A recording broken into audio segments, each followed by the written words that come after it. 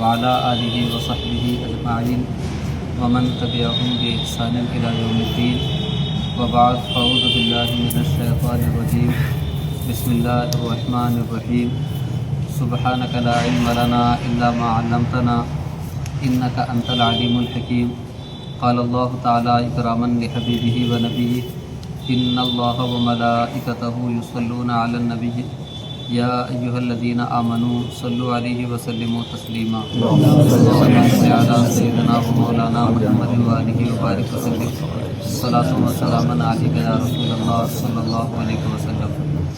یہ صحیح مسلم شریف کا درس ہے، کتاب الایمان ہے، اور گزشتہ 2 درس میں آپ نے کبیرہ گناہوں کے بارے میں سنا کہ سب سے بڑا کبیرہ گناہ شرک ہے۔ اس کے بعد مختلف طرح کے کبیرہ گناہوں کا ذکر آیا۔ ایک حدیث پاک کے مطابق شرک کے بعد سب سے بڑا گناہ یہ ہے کہ کوئی شخص اپنی ہی اولاد کو اس خوف سے قتل کر دے کہ وہ اس کے ساتھ کھائے گی، اور دوسرا گناہ یہ ہے کہ کوئی آدمی اپنے ہی پڑوس والوں کے ساتھ بدسلوکی کرے، اور اسی طریقے سے تیسری جگہ پہ آپ نے فرمایا کہ سب سے بڑا کبیرہ گناہ شرک ہے، اس کے بعد والدین کی نافرمانی اور جھوٹی گواہی ہے۔ پھر اس کے آگے ایک حدیث پاک میں آپ نے سنا کہ کبیرہ گناہوں میں سے ایک گناہ یہ ہے کہ کوئی شخص اپنے ہی والدین کو برا بھلا کہے، گالی دے۔ تو صحابہ نے پوچھا کہ کوئی اپنے والدین کو کیسے گالی دے سکتا ہے؟ تو اس پہ آپ نے فرمایا کہ اگر کوئی شخص دوسرے کے والدین کو گالی دے اور وہ پلٹ کر تمہارے والدین کو گالی دے تو یہ بھی تمہارا اپنے والدین کو گالی دینے کی مثل ہے۔ یہ ساری حدیثیں آپ نے پڑھ لی ہے۔ اسی ضمن میں ایک اور حدیث پاک بھی گزری تھی جس میں حضور صلی اللہ علیہ وسلم نے 7 کبیرہ گناہوں سے بچنے کا ذکر کیا۔ وہ حدیث پاک ان تمام احادیث کے ساتھ میں نے پڑھ کے سنا دی۔ میں چاہتا ہوں کہ آج اسی حدیث پاک کی کچھ مزید وضاحت کروں۔ چنانچہ حدیث نمبر 145 کتاب الایمان کے اس باب نمبر 38 کی حدیث ہے، حضرت ابو ہریرہ رضی اللہ تعالیٰ عنہ سے مروی ہے کہ نبی کریم صلی اللہ تعالیٰ علیہ وسلم نے فرمایا اجتنبوا السبع الموبقات، 7 ہلاک کرنے والے گناہوں سے بچو۔ کبیرہ گناہ بہت سارے ہیں، ان میں سے 7 کو بطور خاص ذکر کیا اور فرمایا کہ یہ بندے کو ہلاک کر دیتے ہیں، تباہ کر دیتے ہیں۔ تو صحابہ نے پوچھا وما ہن یا رسول اللہ، یا رسول اللہ وہ 7 گناہ کون سے ہیں؟ تو آپ نے فرمایا الشرک باللہ، اللہ کے ساتھ شریک ٹھہرانا۔ یہاں پر اس بات کی وضاحت ضروری ہے کہ ہمارے علماء نے شرک کی 2 قسمیں بیان کی ہے، ایک شرک اکبر، دوسرا شرک اصغر، یا پھر یوں کہہ لیجئے کہ شرک جلی، شرک خفی۔ شرک جلی کا مطلب یہ ہے کہ اللہ کے ساتھ کسی اور کو شریک ٹھہرایا جائے، اللہ کے ساتھ کسی اور کی بندگی کی جائے، یا اللہ کو چھوڑ کر کسی اور کی بندگی کی جائے، تو اس کو شرک اکبر کہتے ہیں۔ شرک اصغر کا مطلب ریاکاری ہے، لوگوں کے دکھاوے کے لیے کوئی کام کرنا ہے۔ اس کو شرک اس لیے کہا جاتا ہے کہ ہم جو بھی کام کرتے ہیں اس کام کا مقصد اللہ کو خوش کرنا ہے، اللہ کی رضا جوئی ہے، اللہ کی خوشنودی، یہی ہمارے کاموں کا مقصد ہونا چاہیے۔ لیکن اگر کوئی آدمی کوئی کام کر رہا ہے، مثلا صدقہ دے رہا ہے، نماز پڑھ رہا ہے، تبلیغ کر رہا ہے، اور اس کا مقصد یہ ہے کہ اللہ کی رضا اس کا مقصد نہیں ہے یا اللہ کی رضا مقصد ہے، لیکن اس کے ساتھ ساتھ یہ بھی چاہتا ہے کہ لوگ اس کی تعریف کریں، لوگ اسے سخی کہیں، لوگ اسے دین کا خادم کہے، لوگ کسی اور طریقے سے اچھے انداز سے اسے یاد کرے، تو گویا کہ وہ اپنے عمل سے 2 لوگوں کو خوش کرنا چاہتا ہے، ایک اللہ کو، دوسرے غیر اللہ کو، یعنی اپنی عبادت کا ثواب 2 لوگوں سے حاصل کرنا چاہتا ہے، جبکہ ثواب دینے کا حقدار صرف اور صرف اللہ ہے۔ تو اپنے عمل سے اگر غیر اللہ کی رضا طلب کی جائے تو یہ ریا ہی تو ہے۔ اسی بنیاد پہ ریا کو شرک اصغر کہا گیا ہے، شرک خفی کہا گیا ہے۔ اگر کسی کے دل میں عبادت کے ساتھ ساتھ یہ وسوسہ پیدا ہو کہ لوگ مجھے اچھا کہیں گے، لوگ مجھے نمازی کہیں گے، لوگ میرے ایمانداری اور تقوی شعاری کو دیکھ کر مجھے قدر کی نگاہوں سے دیکھیں گے، تو جب نیت میں لوگ شامل ہو جائے تو پھر اللہ کی رضا ختم ہو جاتی ہے۔ تو ریاکاری جیسے ہی آئے گی تو اس میں شرک کی بو آ جائے گی۔ لہٰذا کوئی یہ نہ سمجھے کہ ہم تو شرک نہیں کرتے ہیں، یقیناً اللہ کے کرم سے ہم لوگ شرک اکبر سے محفوظ ہے، لیکن شرک خفی کا اندیشہ تو ضرور باقی ہے۔ لہٰذا اپنے ہر عمل سے اللہ کو خوش کرنے کی کوشش کریں۔ اور اس کے بعد حضور صلی اللہ علیہ وسلم نے دوسرا گناہ بیان فرمایا السحر، جادو۔ جادو کرنا بھی گناہ ہے، جادو کروانا بھی گناہ ہے۔ اور یہ کون سا گناہ ہے؟ معمولی گناہ نہیں ہے، کبیرہ گناہ۔ اور کبیرہ گناہ بھی وہ جو انسان کو ہلاک کر دے، تباہی کی طرف لے جائے۔ تو جادو کی حقیقت ہے، قرآن کریم میں اس کا ذکر ہے، سورہ بقرہ میں اس کا ذکر ہے، حضرت موسیٰ علیہ السلام کے واقعے میں جا بجا جادوگروں کا ذکر ملتا ہے۔ ہم جو سورہ فلق پڑھتے ہیں، سورہ ناس پڑھتے ہیں، اس کے شان نزول ہی میں یہ ہے کہ حضور صلی اللہ علیہ وسلم پہ جادو ہوا، اور آپ کے جادو کے اثر کو دفع کرنے کے لیے اللہ نے 2 صورتیں نازل فرمائی۔ تو ان 2 صورتوں کی تلاوت سے جادو دفع ہو جاتا ہے۔ حضرت عائشہ رضی اللہ تعالیٰ عنہ پر بھی جادو کیا گیا۔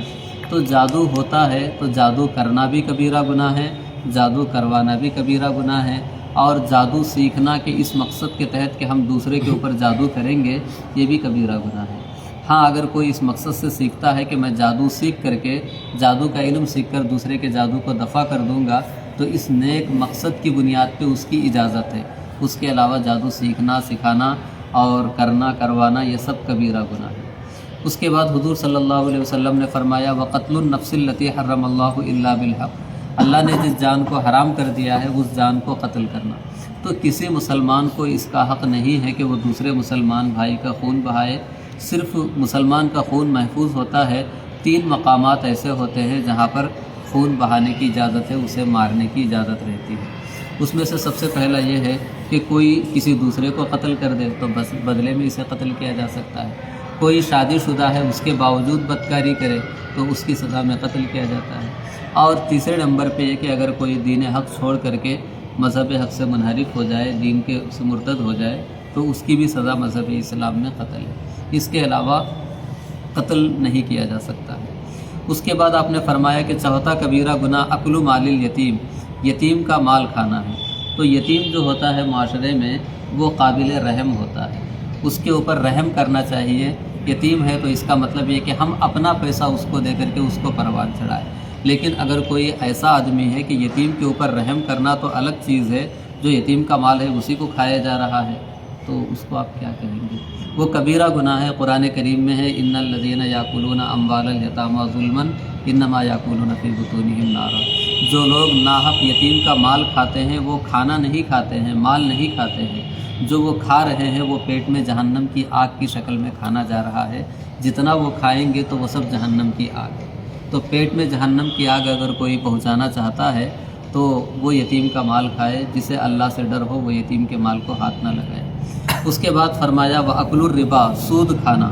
تو سود کھانا بھی حرام ہے، کھلانا بھی، اور سود کے لیے گواہی دینا، سود کے کاروبار میں حصہ لینا، سودی چیزیں لکھنا، یہ سب جو ہے کبیرہ گناہ کا حصہ ہے۔ تو حضور صلی اللہ علیہ وسلم نے فرمایا کہ سود 70 ایسے گناہوں کا مجموعہ ہے، سود 70 گناہوں کا مجموعہ ہے، جن میں سب سے ہلکا گناہ یہ ہے کہ کوئی شخص اپنے ہی ماں کے ساتھ بدکاری کرے۔ تو 70 گناہ اگر جمع ہو، ان میں سب سے ہلکا درجے کا گناہ یہ کہ کوئی اپنے ماں کے ساتھ بدکاری کرے، تو آپ اندازہ لگائیں کہ سود کتنا بڑا گناہ ہوگا۔ تو سود کھانے سے مال میں برکت نہیں ہوگی، کوئی سودی کاروبار کرے تو اس میں کوئی برکت نہیں ہے، سود کبیرہ گناہ ہے۔ وَالتَّوَلِّي یوم الزحف، 6 نمبر پہ آپ نے فرمایا کہ لڑائی کے دن میدان جنگ سے کوئی راہ فرار اختیار کر لے تو وہ بھی کبیرہ گناہ ہے۔ بات دراصل یہ ہے کہ جو جنگ ہوتی ہے اس میں لوگوں کی طاقت، لوگوں کی اجتماعیت سے قوت ملتی ہے۔ اگر کوئی ایک آدمی پیچھے ہٹے گا تو وہ دوسرا آدمی یہ نہیں دیکھے گا کہ اتنے لوگ سامنے لڑ رہے ہیں میں ساتھ دوں، بلکہ وہ ایک تو جا رہا ہے چلو میں بھی نکلتا ہوں۔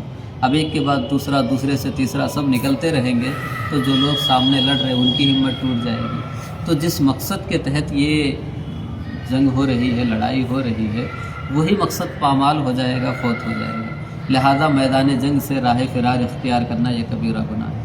آخری گناہ جس کو حضور صلی اللہ علیہ وسلم نے کبیرہ اور تباکن گناہ فرمایا وہ ہے قذف المحصنات الغافلات المؤمنات، پاک دامن بے قصور بھولی بھالی عورتوں کے اوپر کبیرہ گناہ کا الزام لگانا، بدکاری کا الزام لگانا۔ لوگ جو ہے زبان کھولتے ہیں اور پتہ نہیں کیا کیا بولتے رہتے ہیں گالیوں کی شکل میں، اور نسل کے بارے میں کہتے ہیں کہ یہ ثابت الاصل نہیں ہے، تو اور دوسرے الفاظ بولتے رہتے ہیں۔ ان سب کا معال یہی بنتا ہے کہ اس کی ماں کے اوپر جا کر کے وہ گالی لگتی ہے۔ تو کسی پاک دامن کی عورت کے اوپر گناہ کا الزام لگانا، بے قصور عورت کو قصوروار ٹھہرا دینا، یہ ایسا کبیرہ گناہ ہے کہ حضور صلی اللہ علیہ وسلم نے فرمایا کہ یہ تباکن گناہ ہے۔ حدیث قرآن کریم میں ہے کہ اگر کوئی کسی پاک دامن عورت کے اوپر گناہ کا الزام لگائے اور اسے ثابت نہ کر سکے گواہوں سے، تو قرآن کریم میں ہے فجلدوہم 80 جلدہ، ایسے لوگوں کو 80 کوڑے مارو الزام لگانے والوں کے اوپر۔ یہ تو 80 کوڑے مارنے کے بعد سزا ختم نہیں ہوگی، ولا تقبلوا لہم شہادۃ ابدا، اور اس کے بعد کبھی وہ گواہی دے کسی بھی دینی معاملے میں، دنیاوی معاملے میں، تو ان کی گواہی قبول مت کرو۔ وَأُولَٰئِکَ هُمُ الْفَاسِقُونَ، یہ لوگ فاسق ہو جاتے ہیں۔